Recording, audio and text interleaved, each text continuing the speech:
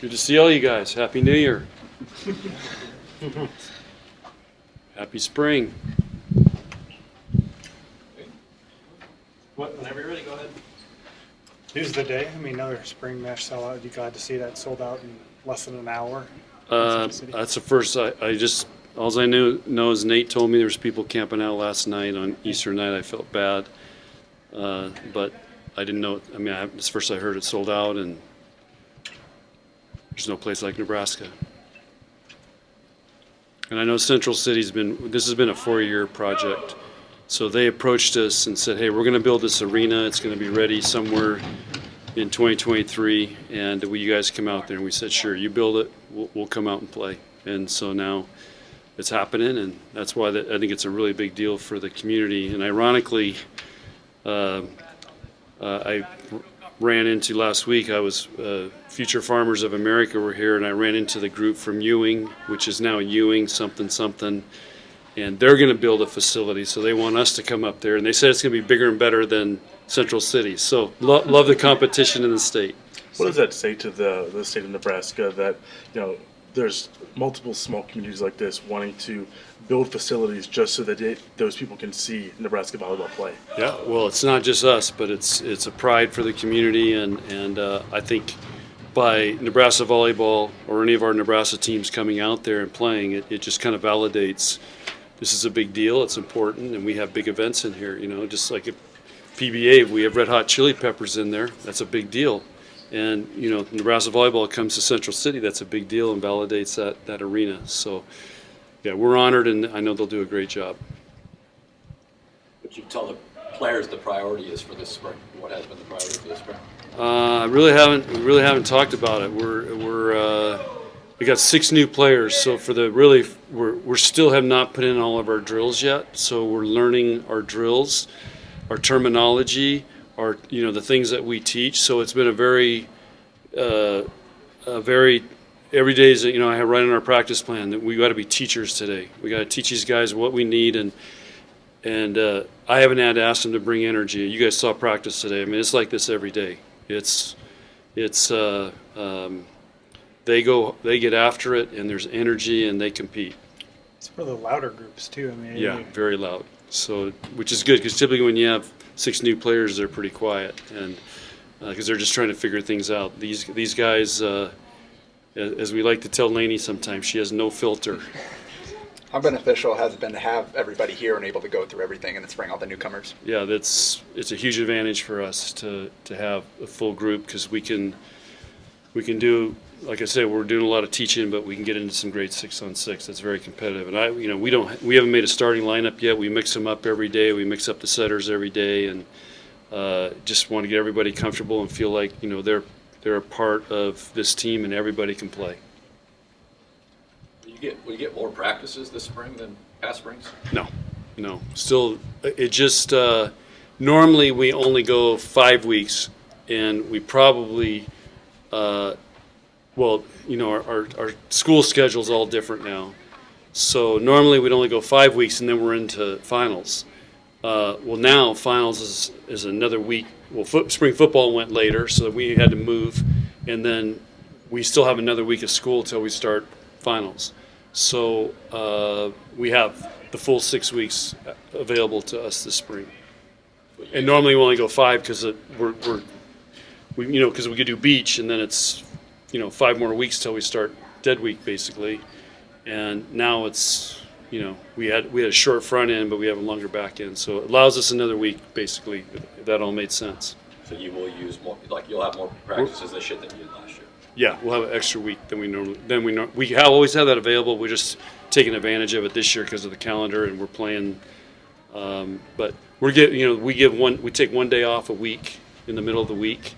Mainly once a week and recruit, and then they get an actual school day with no volleyball, and they get to actually be students and do not feel like they got to rush to practice or rehab or something like that. They get a day to themselves, which is really nice, and I think it helps us in training to have really good practices because they get that day off. So it's not a 6-day grind. It's 5 days, Sunday off and then a weekday off, which they. In the fall, they never get a weekday off.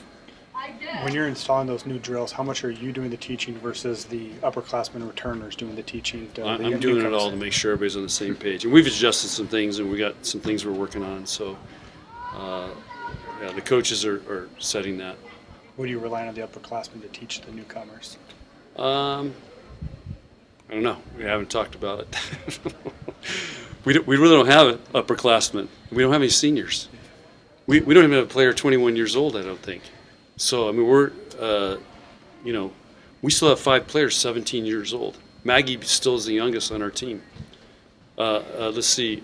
Somebody just turned 18 of the newbies, but we're a very young group, which it makes it a lot of fun because they're very curious. They want to learn, and this is they want to.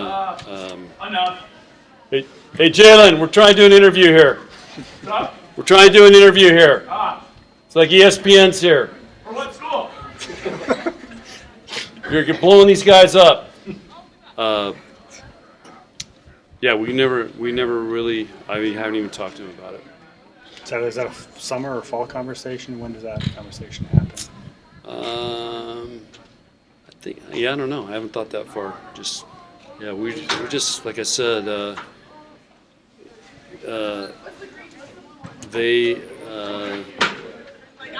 Yeah, I don't know. It's just it doesn't feel like we have 6 new players. I'll tell you that. So it feels like this group's been together, and playing beach really helped that. Kenny obviously didn't go through the beach. What was she able to accomplish during the spring here? We trained the heck out of her. She was with me and Kelly a lot, and she got a lot of individual attention. So Kenny is not going to say coaches don't pay attention. She got a lot of individual attention. We worked really hard, and she worked really hard. And even went to Hawaii. We took her with us because last year she couldn't go. So we felt like that was it was hard when the whole team's over there and she couldn't go. And we even trained her over there almost daily. We got a gym over there, which there was a friend of Jalen's that has a really cool little gym, and so we got to go over there and train her. So she got worked, and then she worked out with me every day. So, I mean, life's good for Kennedy Orr. And she had strides from her, kind of progress. Major. With all the newcomers and the young players on the team, is your expectation for the season a little different, or is it the same as it has been in previous years? Nothing ever changes here. So we're trying to win the last match of the year, and we're trying to win the Big Ten championship. So nothing ever changes here. The game doesn't know how old you are. That's what I tell them. Tell those freshmen, game doesn't know how old you are. You talked about the young freshman, but Merritt's coming here with a couple of years of college experience here. How is she kind of integrated into the team? Great. She, like I said, it feels like she's been here for 2 years already. I mean, it's been a great transition. I think she's really connected. She lives with Lindsay Krause, which has been really, really helpful for her to integrate in because, Lindsay's is involved in the community. She does stuff with the team. It's been a great transition for Merritt, and she also has, there's 2 guys on the football team from Florida, so she knows those guys. So there's, it's been a great transition for her. What have you liked about the 6 newcomers so far in practice? They compete, and like I said, they're not bashful. They don't care how old they are or who's ahead of them. They're competing. They want to play. Stands out about Andy now that she's in your gym and she's got good setters, and what stands out about her now? Well, did you see her today? What stands out to you? Oh, blocking. Yeah. I mean, she's a great athlete, and she's learning a ton. And if you ask her, the game's really fast for her, but it's starting to slow down a little bit. Yeah, excuse me. Hey, Lindsay, remind everybody we have Lisa meeting over at the training table. Okay. Thank you, Coach. Okay. Aloha. How long is Lexi out for, or has she? She'll be back tomorrow. Does Merritt have any restrictions? No, she'll be back tomorrow too. These are just little things that, if it was fall, they wouldn't be a problem, but just spring, we don't push through some of these things. So they'll both be back tomorrow. What Did Maggie take any time off after basketball, or is she running? She took a few days, yeah. I think she took, when they finished on a Wednesday or Thursday? Thursday. Yeah, I think she waited till, yeah, what day of the week was that?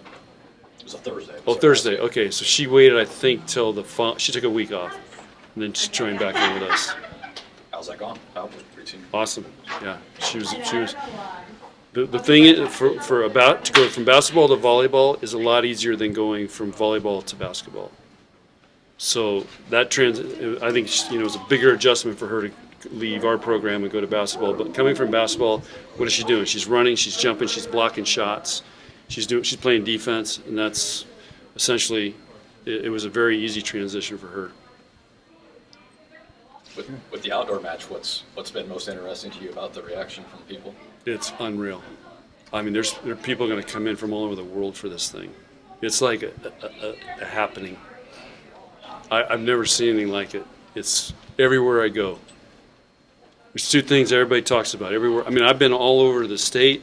I've been all over the country recruiting. Everywhere I go, people want to talk to me about that stadium match, and they want to find out about the horses. It's unreal. I mean, this thing is, it's like, I can't even, I went recruiting with Harper down to Kansas City because her club team came down there. She went down there, and this is a huge convention center. I mean, I told Harper, I said, you're going to get mobbed. And she was blown away. And the whole time, I'm just literally going court to court, taking pictures, and people are asking me about those two things. So it's been a huge reaction, and people are fired up from everywhere. I mean, in airports, I'm running into people coming up to me and talking about it. It's a really big deal. So we make recruiting more challenging? If you're getting pictures and Yeah, everything? yeah. Well, it's cool because, you're sitting there, all these other coaches are sitting there too, and they're like, watching this. And Jalen and I keep track. He gets a lot of pictures taken too. We keep track. We keep score. So it's been, but I think part of it is this attention from this match is like, wow, Nebraska's trying to do something great. Who's winning? I am. So what do you think the attendance will be now? I think it's going to sell out. Now the question is, what is a sellout with the stages and everything? That's what they're trying to figure out. I think it's going to sell out.